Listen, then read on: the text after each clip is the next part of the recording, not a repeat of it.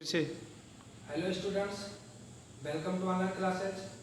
आज की वीडियो में आपको क्वेश्चन नंबर 6 बताया जाएगा।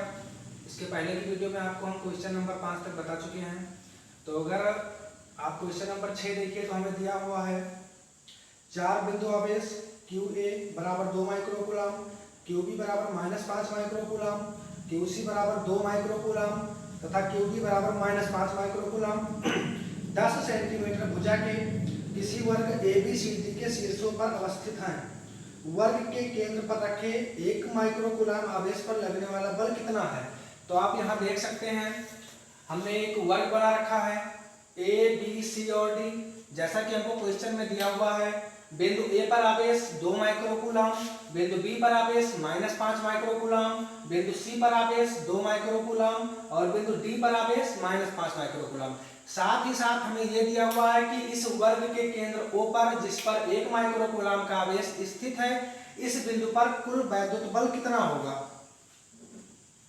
तो अगर हम देखें तो हमें वर्ग के प्रत्येक भुजा की माप, चूंकि वर्ग की सारी भुजाएं आपस में बराबर होती हैं, अतः AB बराबर BC बराबर CD बराबर DA बराबर 10 सेंटीमीटर, या अगर हम सेंटीमीटर को मीटर में चेंज करें तो ये 0.1 मीटर हो जाएगा। QA का मान हमें दिया हुआ है, बिंदु A पर आवेश को हम QA मान रहे हैं, ये हमें दिया है 2 माइक्रोकूलम या 2 × 10⁻⁶ कूलम। बिंदु B पर स्थित आवेश का मान हमें दिया है -5 माइक्रोकूलम, या इसे हम -5 × 10⁻⁶ कूलम लिख सकते हैं।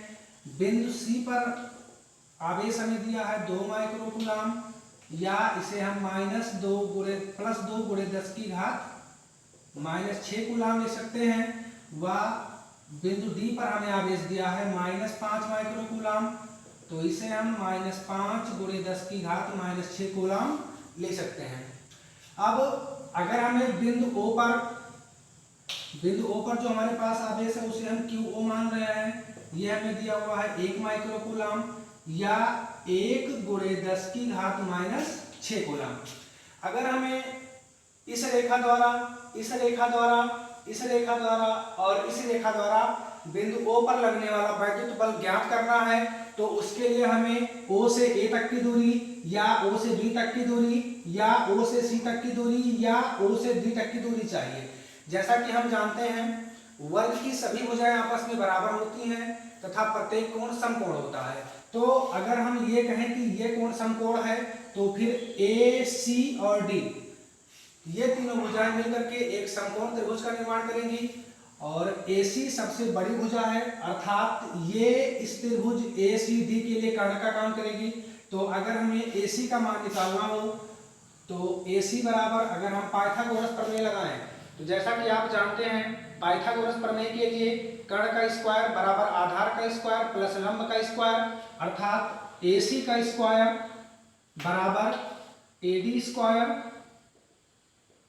प्लस CD स्क्वायर, या हम इसे AC बराबर √AD स्क्वायर प्लस, हम जानते हैं CD AD के बराबर है, तो हम CD को हटा करके AD लिख सकते हैं, या AC बराबर √AD square plus AD square 2AD square, या AC बराबर √2 और AD स्क्वायर का वर्गमूल AD, या AC बराबर √2 और गुणे AD का मान हमारे पास है, यहाँ पहले से हमको दिया हुआ है 0.1।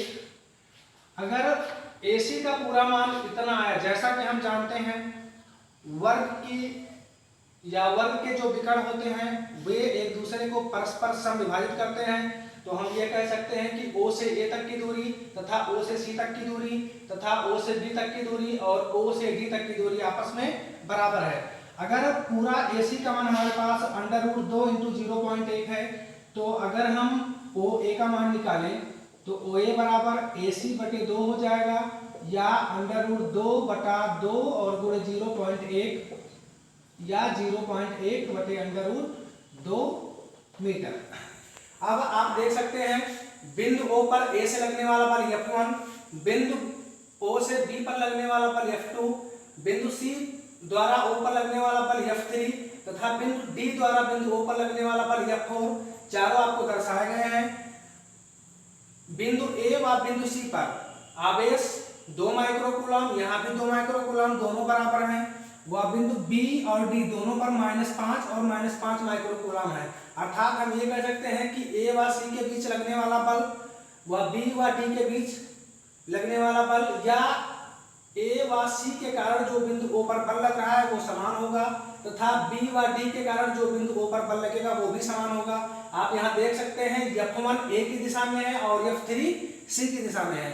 अर्थात बिंदु O पर A व C के द्वारा लगाया जाने वाला बल परस्पर बराबर एवं विपरीत है।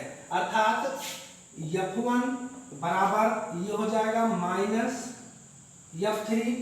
ठीक इसी प्रकार हम देखें तो F2 और F4 परस्पर परिमाण में बराबर परंतु विपरीत हैं। तो F2 बराबर -F4। अगर हमें बिंदु O पर लगने वाला कुल बल FO निकालना है तो ये F1 plus F2 plus F3 plus F4। अगर हम मान रखें तो FO बराबर F1 का मान -F3, F2 का मान -F4 plus F3 plus F4। अगर इसे हम हल करें तो FO बराबर -F3 प्लस और माइनस -F4 प्लस F3 और plus F4, -F3 plus F3 -F4 plus F4 cancel हो जाएगा तो F0 बराबर 0। अर्थात इन चारों आवेशों के कारण बिंदु O पर लगने वाला कुल बल कितना होगा? 0। अगर आपको कुछ नहीं समझ में आ रहा है तो आप नीचे जाकर के कमेंट बॉक्स में आप बता सकते हैं।